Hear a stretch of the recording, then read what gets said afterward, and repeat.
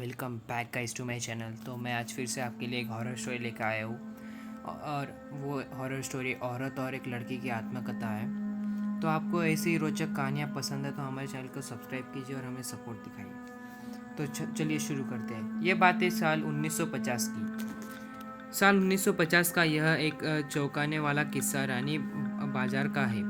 यहाँ राम प्रकाश रहता था, जिसकी बेटी को 5 साल की उम्र में कैंसर हो गया। कई डॉक्टरों को दिखाने और इलाज कराने पर भी उसमें किसी तरह का सुधार नजर नहीं आया। होते होते एक रात कैंसर ने उसकी जान ले ली। उस बच्ची की जान रात को करीब 1 बजे गई थी।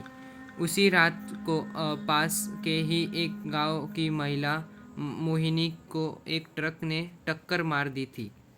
मोहिनी के परिवार वाले ने पूरी विधि के साथ उसे अंतिम विदाई दी।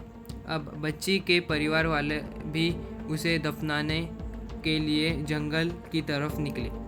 जंगल जाते समय अचानक से उस लड़की की शरीर में हलचल हुई। सभी हैरान हो गए कि मृत लड़की का शरीर कैसे हिल रहा है। थोड़ी ही देर में लड़की जिंदा हो गई और उसके परिवार वाले खुशी खुशी उसे अपने साथ घर ले आए। किसी को इस बात की भनक नहीं थी कि उस लड़की के अंदर उसी रात हादसा जिस औरत के साथ हुआ था, मोहिनी, उसकी आत्मा घुसी थी। बच्ची जब से मौत से लौटकर आई थी, तब से ही उदास और चुपचाप एक कोने में बैठी रहती थी। एक दिन उसकी माँ ने उसे खुद अपने हाथों से खाना खिलाया और मामा के घर लेकर जाने की बात कही। खाना खिलाकर उसे अच्छे से तैयार करके वो उसे अपने मायके ले गई। रास्ते में वो बच्ची जैसे ही उस ट्रक के हादसे वाली जगह पहुंची तो उसने अपनी माँ को कहा कि मेरा गांव इधर है। माँ ने उसकी बातों पर बिल्कुल गौर नहीं किया और उस बात को हंसी में टाल दिया। कुछ ही देर में वो अपनी बेटी के मामा यानी अपने भाई के घर पहुंच गई। 1-2 दिन बाद मामा जी के घर के आसपास ही बच्ची के अंदर घुसी मोहिनी को अपनी पड़ोसन सिमरन दिखी। उसने जोर से उसे नाम से पुकारा। सिमरन ने पलटकर देखा तो एक छोटी बच्ची थी। उसे बड़ी हैरानी हुई कि इस लड़की को मेरा नाम कैसे पता है। तभी मोहिनी ने अपने साथ बीती सारी बातें उसे बता दी। उसने कहा कि मेरे परिवार वालों ने मेरी मौत से ही पहले मुझे जला दिया था, इसलिए मेरी आत्मा भटकती रही। उसी दिन इस लड़की की भी मौत हो गई थी, तो मैं इसके शरीर में घुस गई। सिमरन ने बताया अपने गांव जाकर सबको बता दी। पूरे गांव वालों और उसके रिश्तेदार मोहिनी से मिलने के लिए उसी बच्चे की मामा के घर पास पहुंच गए।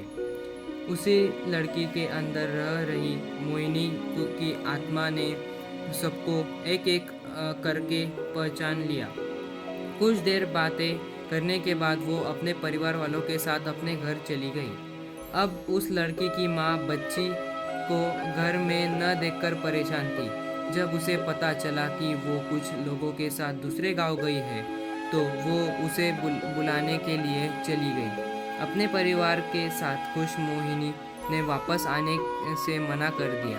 पास के ही लोगों ने उसे समझाया कि तुम्हें दोनों परिवार के साथ रहना चाहिए, इससे सभी को खुशी मिलेगी। तुम किसी एक परिवार को दुखी नहीं कर सकती हो। इस बात को सुनने के बाद लड़की के शरीर में रह रही मोहिनी अपनी माँ के साथ वापस आने के लिए राजी हो गई। अब वो दोनों परिवार के साथ खुशी खुशी रहने लगी। तो हमें कहानी से यह सीख मिली कि जल्दबाजी में किया गया है कार्य अधूरा रह जाता है।